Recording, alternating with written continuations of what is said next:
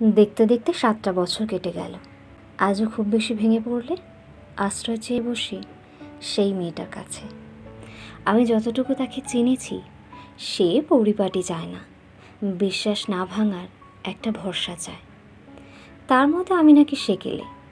তবে সময় পেলেই একসাথে থিয়েটার দেখতে যাওয়াতে ভুল হয় না।